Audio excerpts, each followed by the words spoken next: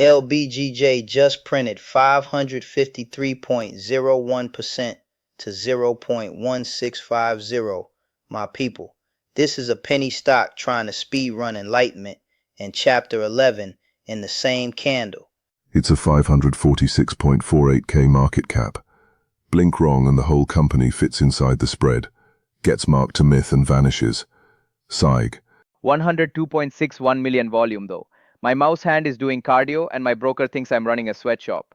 Also, if I die, tell my landlord VWAP was my next of kin. Today is Monday, March 2, 2026. We're covering the Volatility Board, LBGJ, RNA, UOKA, MODD, RPGL, AEHL, XPOF, then the macro problem set, oil up 7.83%, gold up 2.98%, the dollar rallying, and the Fed publicly arguing about AI's impact on jobs and inflation. Like and subscribe, because if you don't, your next fill will be at the high of day. Then it'll pause just long enough to make eye contact.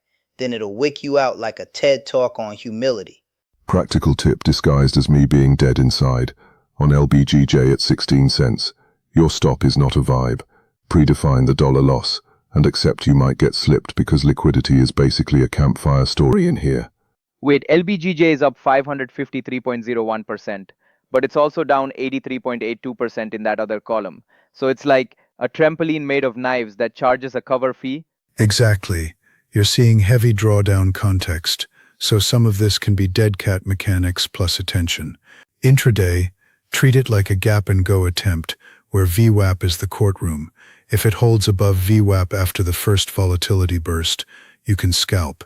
If it fails to reclaim twice, it's a fade with very tight risk. Courtroom is right. LBGJ is on trial for crimes against retail, and the judge is the spread, wearing a robe stitched out of your slippage and your last ounce of dignity. Toro thinks every penny stock is a religion. It's not. It's a vending machine that only sells pain. And sometimes it gives you 20 cents back, so you'll hit buy again like a lab rat with a margin account. Okay, but RNA up 457.43% to 14.75 and the rel volume is 1.79. That's like suspiciously normal for something that just got abducted and returned with superpowers. RNA is the weird one. Massive percent move, but not the hyper-crowded relative volume you'd expect from a pure social pump. That can mean a discrete catalyst or structural event, and it also means you should expect halts and air pockets, so don't chase the first vertical. Let it build a base, then trade the break with a clear invalidation. Trade a gospel. If RNA gives you a clean opening range, you trade the retest, not the prayer. If it can't stay above VWAP after the hype, you do not marry it, you date it, you take your profit. You go home before it keylogs your emotions. Second practical tip. Dressed as a roast. If you're up on RNA, don't upgrade your thesis mid-trade. That's just your ego trying to turn a scalp into a memoir with a forward by your bag. My ego is already typing chapter 1. Also, UOKA is 8 cents, up 187.23% on 67.13 million. 8 cents means every tick is basically a lifestyle choice and a court filing. UOKA at 0.08 is pure microstructure. Your edge is patience. Let the first spike do its thing. Then trade the second move, either a VWAP reclaim with volume expansion or a failure at VWAP for a quick fade. And size down because spreads can be a tax you didn't vote for. A tax you didn't vote for. Welcome to the Penny Senate. The bill is called I Chased It, and the sponsor is always your own thumb. Jet will still sign it into law with both hands and a hotkey. He's bipartisan when it comes to bad entries. He'll vote yes on the pump and yes on the dump. I can't even deny it. MODD though up 128.83% to 0.2471. Rel volume 16.48. That feels like the kind of chart that looks polite, then steals your stop like a pickpocket in a suit. MODD has enough relative volume to be tradable, but it's still sub-dollar behavior. If it's stretched far above VWAP, I'd rather wait for a controlled pullback and a higher low. Otherwise, you're buying the exhaustion phase, where liquidity pretends to be your friend, then ghosts you. And RPGL at 1.99, up 115.26%. This is the zone where retail suddenly feels safe because it's above $1. That's a psychological trap. Trade the same stuff, opening range, VWAP tests, and don't chase the third breakout like it's your soulmate. Also note the volume 2.63 million. Thin is thin. Don't confuse a clean chart with a liquid tape. That's how you get trapped in a nice setup that won't let you leave and starts charging you rent. Speaking of tapes, AEHL is back, up 111.64% to 0.5976, but rel volume is 0.55. So it moved without the crowd this time? That's creepy. Like the party's over, the DJ left, and the candles are still flickering.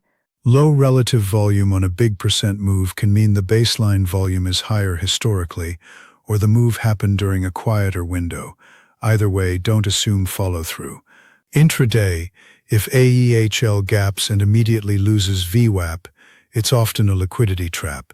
If it holds VWAP with consistent bids, then you can take measured scalps into prior highs. Macro thunder in the background too. Oil ripping 7.83%, gold up 2.98%, dollar rallying. When that cocktail hits, the indexes get jumpy, and these small caps turn into the side casino where the dealer also sets your spreads. Yeah, and everybody becomes a macro strategist because a headline said Iran, and leadership change in the same breath. Meanwhile, DayL gets smoked, XOM gets a halo, and every desk suddenly discovers geopolitical risk like it's a new app.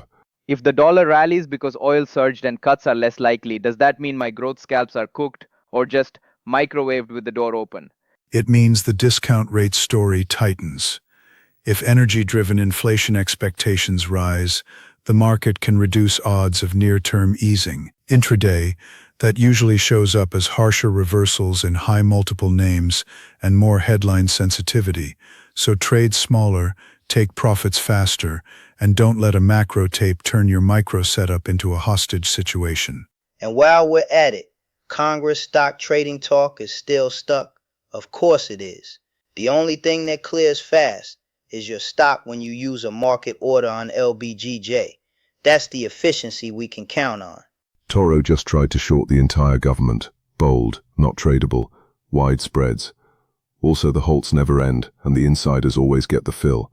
Brief derailment. I renamed my screenshot folder February 17th, 2026. Do not chase, like Oren said. And now it's just hundreds of pictures of me chasing. It's like a flip book of poor impulse control, frame by frame, higher highs, lower self-respect. That's actually actionable data. If the pattern repeats, you don't need more indicators, you need fewer attempts. One A+ setup beats 5 maybe setups that are really just you trying to feel something and calling it a strategy. Back to the board. XPOF up 98.19% to 4.26. Rel volume 15.34. This one's not penny roulette. It's got enough meat to actually respect levels. Opening range break traders. You have been summoned to a real chart. XPOF is where discipline can actually work. Wait for a pullback toward VWAP after the first push. If it holds and volume confirms, take the long. If it fails and can't reclaim, short the bounce. Stop pretending you can predict, react.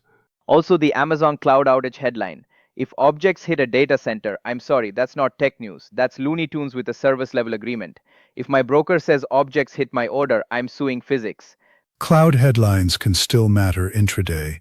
Risk desks react to operational risk, and it can ripple into high beta tech sentiment, especially when the Fed is publicly split on AI and labor dynamics. Translation: don't be shocked by sudden reversals with no obvious chart reason. The reason is often elsewhere. Lightning round LBGJ. If it holds above VWAP after the first dump and reclaim, I'm scalping into volume spikes. If it loses VWAP and fails the second reclaim, I'm fading and walking away before it turns into a cautionary tale with my name in the comments. RNA, I want a base and an opening range I can define. Break and hold above VWAP with steady volume, scalp toward pre-market highs. If it's vertical and momentum stalls, I'm waiting for mean reversion rather than paying the top tick tax. UOKA and MOD. Either you get clean spreads and clean VWAP reactions, or you don't trade them. Missing a move is free. Trading a bad one is expensive and it charges interest in self-esteem compounded daily. RPGL, AEHL, XPOF. If I see a real opening range and a respectful VWAP retest, I'm scalping like a functioning adult. If it's Chop City, I'm going flat early and touching grass emotionally. Grizz, please be proud of me for 12 minutes.